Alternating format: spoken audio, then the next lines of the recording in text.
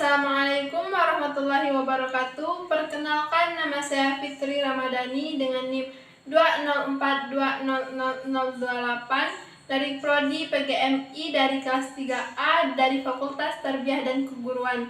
Baiklah, di sini saya akan menyampaikan hasil dari UTS dari mata kuliah Psikologi Belajar dengan dosen pengampu Ibu Dr. Saidah Ahmad MPD.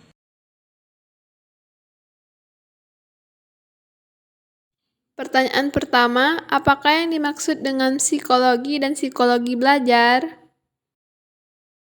Secara etimologis, psikologi dapat diartikan sebagai ilmu yang mempelajari tentang jiwa. Sedangkan secara umum, psikologi adalah salah satu bidang ilmu pengetahuan dan ilmu terapan yang mempelajari tentang perilaku, fungsi mental, dan proses mental manusia melalui prosedur ilmiah. Pertanyaan kedua, apakah manfaat dari mempelajari psikologi belajar dan metode apa saja yang dapat diterapkan dalam psikologi belajar? Manfaat dari mempelajari psikologi belajar, psikologi belajar diharapkan mampu membantu memecahkan permasalahan siswa dan belajar, memudahkan penerapan pengetahuan, pendekatan, dan komunikasi kepada anak didik. Dan psikologi belajar juga dapat membantu menciptakan suasana yang edukatif dan efektif. Ada 9 metode yang diterapkan dalam psikologi belajar. Yang pertama, metode eksperimental.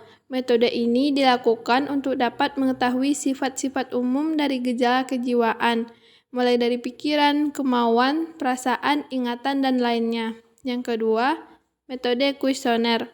Metode ini merupakan rangkaian dari pertanyaan-pertanyaan yang berkaitan dengan topik-topik pada ilmu psikologis maupun pendidikan yang mana ditujukan pada sebuah kelompok individu. Yang ketiga, metode klinis. Metode ini digunakan untuk menyelidiki secara teliti sejumlah individu yang mana memiliki gangguan atau kelainan dalam batas waktu yang cukup lama. Yang keempat, metode case study.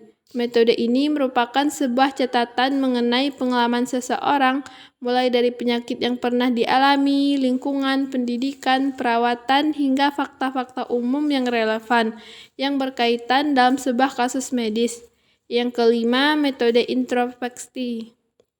Metode ini merupakan metode penelitian yang dilakukan dengan mengamati ke dalam diri sendiri dan melihat kondisi mental dalam waktu tertentu. Yang keenam, metode ekstrospeksi. Metode yang digunakan untuk mempelajari gejala-gejala kejiwaan dalam diri seseorang melalui cara mempelajari peristiwa di dalam jiwa orang lain dan kemudian diteliti secara sistematis. Yang ketujuh, metode proyeksi. Metode ini yang digunakan pada penelitian pada seorang peserta didik dengan cara memberikan gambaran-gambaran atau tulisan. Yang kedelapan, ada metode genetik, yaitu teknik observasi yang dilakukan untuk dapat meneliti tentang masa pertumbuhan fisik dan mental seseorang, yaitu perkembangan sosialnya. Yang kesembilan, metode tes. Dalam metode ini akan diajukan beberapa pertanyaan yang sudah disiapkan dan harus dijawab oleh peserta didik. Kemudian akan diamati psikologisnya. Pertanyaan yang ketiga, mengapa perkembangan dan belajar tidak dapat dipisahkan? Karena perkembangan dengan belajar memiliki hubungan sangat erat, sehingga hampir semua proses perkembangan memerlukan belajar. Dalam konteks belajar formal, antara proses perkembangan dengan belajar yang dikelola oleh guru terdapat ikatan yang sangat kuat yang mengikat kedua proses tersebut. Demikian eratnya ikatan tersebut, maka hampir tidak ada proses perkembangan siswa baik jasmani maupun rohani yang terlepas dari proses belajar mengajar dalam pendidikan. Apa pengertian belajar dan ciri-cirinya? Belajar adalah suatu proses perubahan seseorang di mana perubahan tersebut dalam bentuk peningkatan kualitas perilaku, seperti peningkatan pengetahuan, keterampilan, daya pikir, pemahaman, sikap, dan lainnya. Ciri-ciri belajar yang pertama, terjadi perubahan tingkah laku, yaitu kognitif, afektif, psikomotor, dan campuran, baik yang dapat diamati maupun yang tidak dapat diamati secara langsung. Yang kedua, perubahan tingkah laku hasil belajar pada umumnya akan menetap atau permanen. Proses belajar umumnya membutuhkan waktu tidak sebentar, di mana hasilnya adalah tingkah laku individu.